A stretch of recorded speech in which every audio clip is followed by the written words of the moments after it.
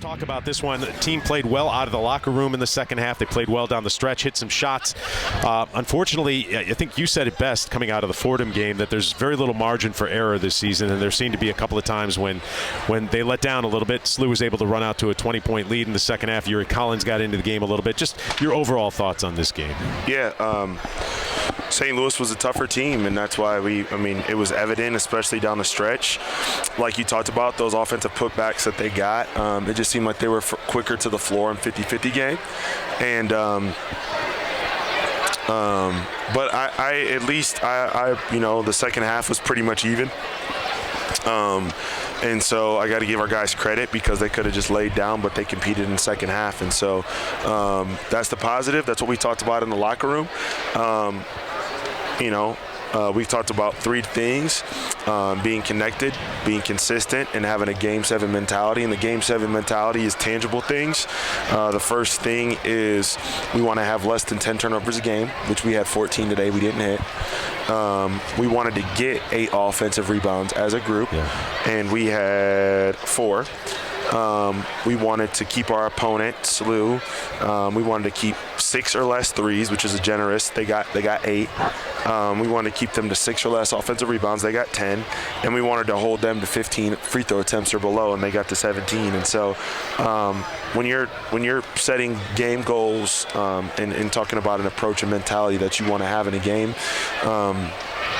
you can quantify those things, and so we're in control of those, I think, a lot. And if we come with it on Wednesday, I think we'll be in a position to have success.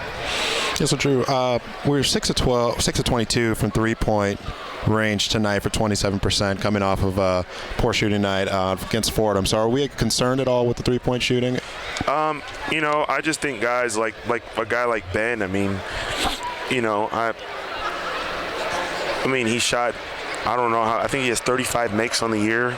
Coming into the game, I think we're shooting 36%. And so, when you're making, like a 3.5 a game, essentially, at that type of percentage, you got to that should give you confidence, especially because he works his butt off at it. And so, but it is alarming that nobody outside of Braden seems to want to make threes. And it was nice to see Tom make one, Marquise make one today.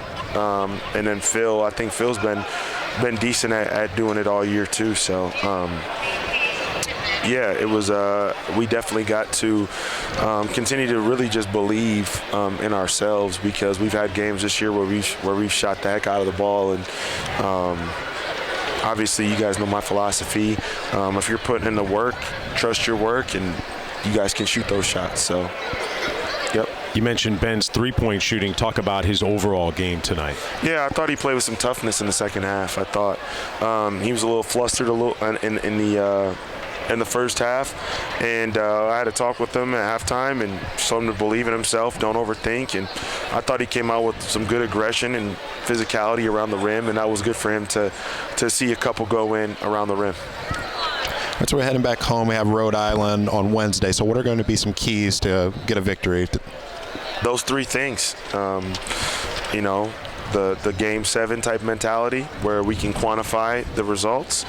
I want to be the more connected team. I thought today we were veering off a little bit too much and trying to do our own thing and not as connected to, what we wanted out there on the floor. And we got to be consistent with our effort every single possession. We have to be consistent with our togetherness. We got to be consistent with, stepping in ready to shoot every catch. Just everything that goes into being consistent. If we do those 3 things, we'll win. We'll win any game we play. We got a long bus ride back to Chicago right now, so we'll let you go, Coach. We'll see you on the bus. All right, guys. Thank you. Appreciate it.